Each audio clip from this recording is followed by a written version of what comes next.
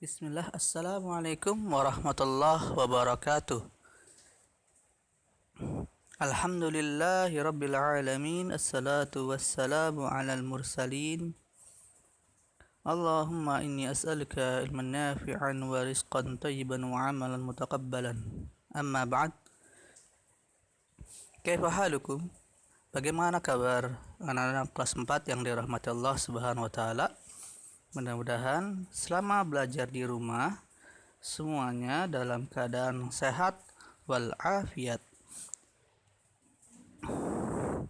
Anak-anak kelas 4 yang dirahmati Allah, hari ini kita akan belajar dari pendidikan kewarganegaraan, di mana tujuan pembelajaran kita adalah memberikan pendapat tentang keragaman pendapat dalam sebuah kelompok dan juga menjelaskan manfaat keragaman di sekolah. Kita langsung masuk ke materinya ya.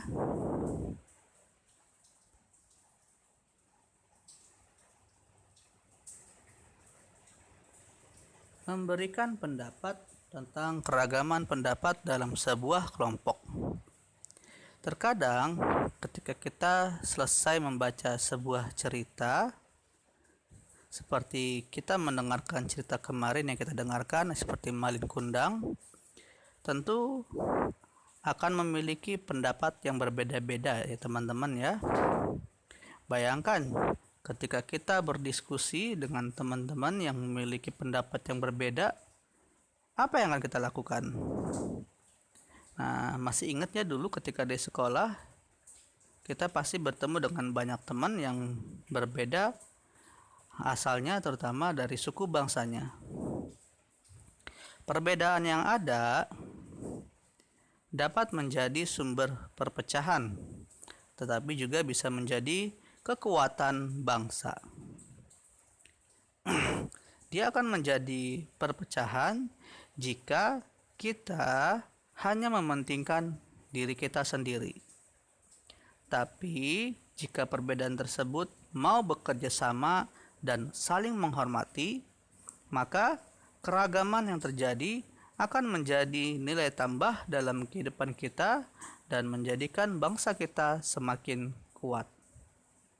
Lalu bagaimanakah cara menyikapinya teman-teman? Tentu tadi teman-teman ya, kita harus toleransi terhadap perbedaan pendapat dan kita saling menghormati pendapat orang lain.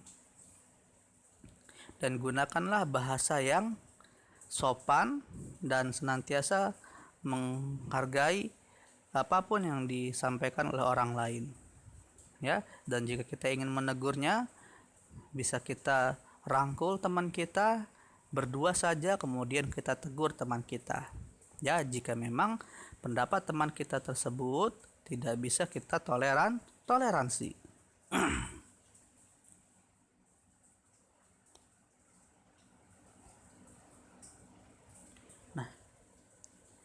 Selanjutnya kita akan mempelajari tentang manfaat keragaman di sekolah. Di balik keragaman dongeng rakyat atau legenda, terdapat kesamaan pesan moral. Cerita-cerita tersebut berisikan nasihat bagi pembaca untuk bersikap baik dan mampu menjadi contoh bagi sekitarnya. Demikian halnya keragaman di sekitar kita. Berbagai keragaman karakteristik justru memperkaya pengalaman dalam keseharian kita. Lihat saja teman-teman sekelasmu, ada yang berasal dari suku bangsa yang berbeda, menganut agama yang berbeda pula, dan berasal dari beragam keadaan sosial ekonomi. Nah, manfaat yang dapat kita peroleh dari keragaman yang terdapat di sekitar kita antara lain sebagai berikut. Yang pertama, mempererat pertemanan karena kita saling mengasihi satu sama lain. Teman-teman kita tentunya memiliki persamaan dan perbedaan dengan kita. Saat kita dihadapkan pada perbedaan yang ada, kita dituntut untuk menghargai perbedaan tersebut. kita tidak boleh mengejek atau mengucilkan teman-teman yang berbeda dengan kita. Demikian pula jika teman-teman kita berbeda pendapat dengan kita. Kita harus menghargai perbedaan pendapat yang ada. Mau menerima segala bentuk perbedaan dengan tangan terbuka adalah hal yang amat baik. Manfaat yang kedua yaitu dapat beradaptasi dengan orang lain karena berani berpendapat. Saat menemui perbedaan, kita juga dituntut untuk mampu beradaptasi dengan perbedaan tersebut. Hal ini karena setiap orang memiliki sifat dan kebiasaan yang berbeda-beda. Kita diharapkan mampu menyampaikan pendapat kita dengan baik, mau bekerja sama dengan orang lain, dan mencoba memahami perbedaan yang ada. Dan manfaat yang ketiga, bertambahnya kosakata baru. Tentu teman-teman yang berasal dari latar belakang suku bangsa yang berbeda akan membawa kebiasaan yang berbeda. Tutur kata dalam bahasa daerahnya juga pasti berbeda dengan kita. Bayangkan, jika kita mau mempelajari bahasa daerah mereka, tentunya kosakata bahasa kita akan bertambah. Memiliki teman dari suku bangsa yang berbeda ternyata dapat memperkaya pengetahuan kita akan suku bangsa lain.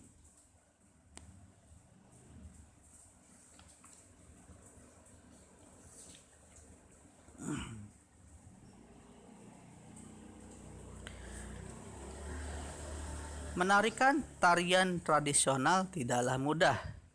Dibutuhkan minat dan upaya yang besar untuk terus berlatih. Kita harus disiplin dan mau bekerja keras. Selain itu, sebaiknya kita belajar dengan tekun dan terus mengasah kegemaran kita agar dapat bermanfaat untuk kita dan orang lain. Kegemaran yang kita miliki bisa jadi sama atau berbeda dengan teman yang lain. Ada sekelompok teman yang mungkin memiliki kegemaran yang sama, misalnya membaca. Ada yang gemar menulis atau menggambar. Nah, apa sajakah kegemaran yang dimiliki oleh keluargamu di rumah? Nah, silakan tanyakan kepada keluargamu di rumah mengenai kegemaran yang mereka miliki. Siapapun boleh memiliki kegemaran lebih dari satu. Berapa orangkah yang gemar membaca? Silakan tanyakan di keluarga kalian ya.